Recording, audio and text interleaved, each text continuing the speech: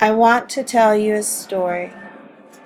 It started not so long ago, in the world that is now hustling and bustling, the world where trees no longer have meaning, the world where animals are sacrificed, not for food, but for gain. Concrete roads cover our trails, cleared forests, the tiny daily massacres of the white man. We are still here, yet to you, we are the past. We are an image in your mind, where feathers and braids are our only identity. We are still here, and we are still fighting. We are more than feathers and braids. We are keepers of this world, the one you are destroying.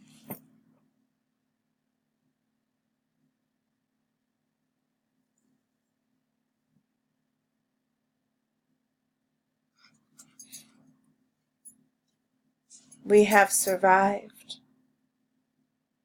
We have lived through genocide. We have lived through starvation. And we have lived through your laws. We continue, and we have purpose. We are more than feathers and braids. We still fight for our land. We still fight for our language. We still fight for our identity. We still fight for our culture. We still fight for our water, because we are more than feathers and braids. We are protectors. We are foragers. We are fishermen. We are hunters. We have medicine.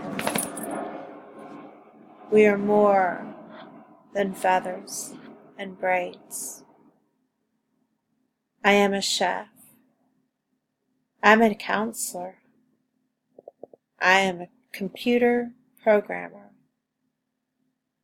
I am a soldier. I am a writer. I am a radio host. I'm a poet. I'm a social worker. I am a teacher. I am a lawyer. I am a biologist. I am an American.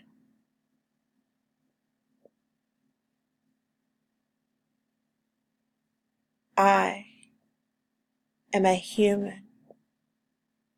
And sometimes I wear feathers and braids.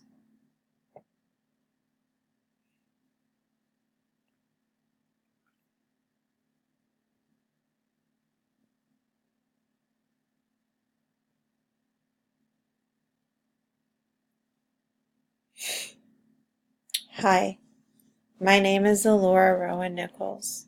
This is my first class in Native American Studies. My major is biocultural anthropology. And I have a few anthropology classes under my belt, so I feel that my own thinking is at least less ethnocentric than others, and that I am culturally sensitive. However, as I went through my course material for this class, Native American Studies, I realized that I am actually quite ignorant to many current and historical issues. This saddens me on many levels, and it makes me feel as though I am not only a victim of this settler mentality that we've learned about, but also a person that has continued to hold stereotypes in my own mind.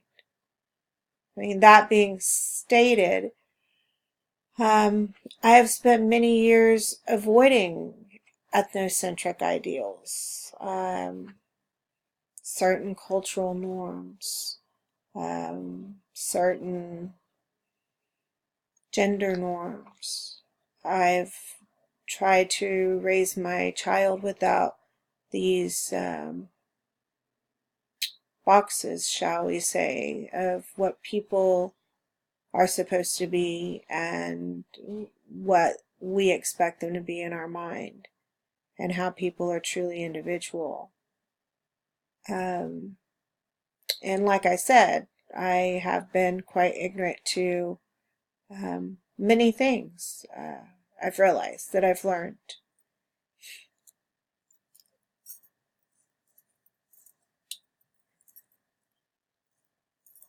Um,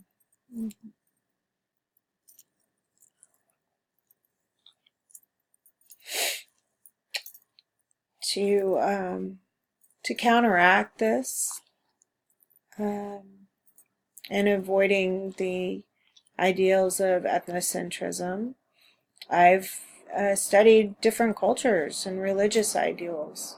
I've gone to mosque and Hindu temples. I also got to do an archaeological dig for Native Americans here in Texas. I saw points and ceramics. They were beautiful, absolutely beautiful. Uh,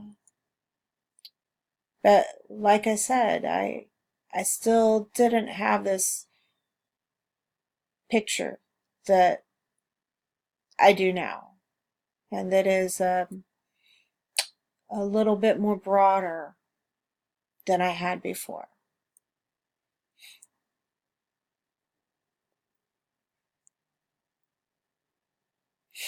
My highest hope is that humanity can learn and change, and that we can do better, that we can stop repeating the atrocities that we are continually doing to our brothers and sisters that live on this planet with us. Um, from the materials in this class, I learned about current affairs. I learned that Native Americans have lives just like I do. Um, However, there are different challenges that they face. Um, there's a lot of trauma that has existed, and it's generational, multi-generational trauma. Um, so it's different than what we may experience as individuals. Uh,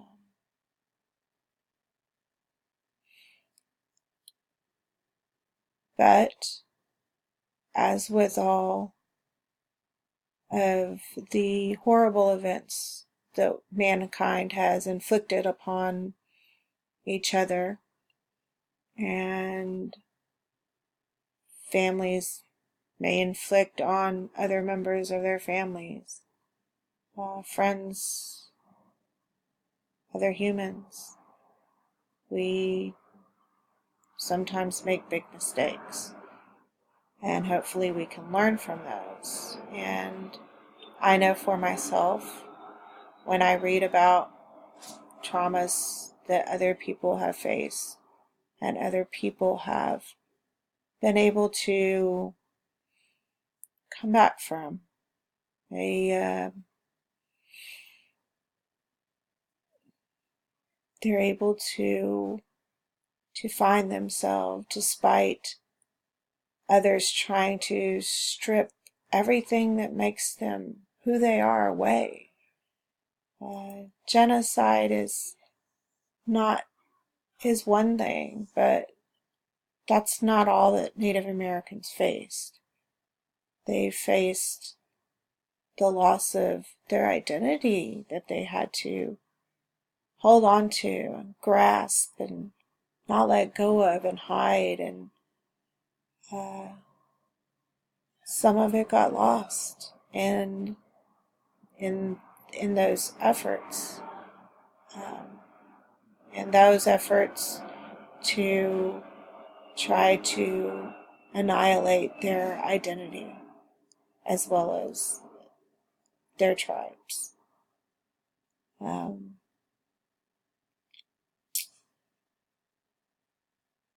As always, in any human story where many people are killed or tortured or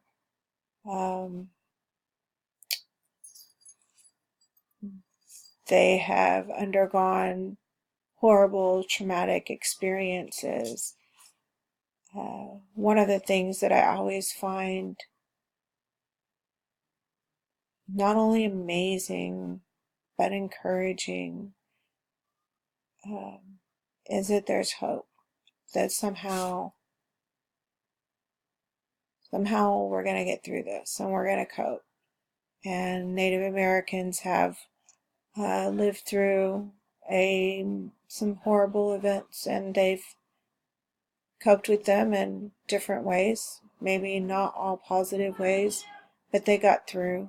They're still here and they're alive, and their children's children will be alive, and somehow, and in my studies I have seen uh, the phoenix in their souls. They endured, and they are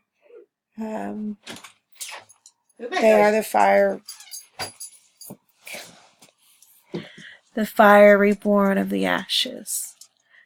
In this poem, I thought about everything I had learned. I thought about how we have grown up with this idea of Native Americans. In college, in history, my professor leaned towards the notion that a lot of what occurred was just the American settlers' fault, but it was the fault of the Native Americans themselves. My first year in a semester at Oregon University, I read a book about Western Apache place names, and my misconceived ideas began to shift. I learned a part of Native culture that I had never been taught. My mind is always open, but this was more of a spiritual shift. With my shifting perception, my respect and my love has grown exponentially.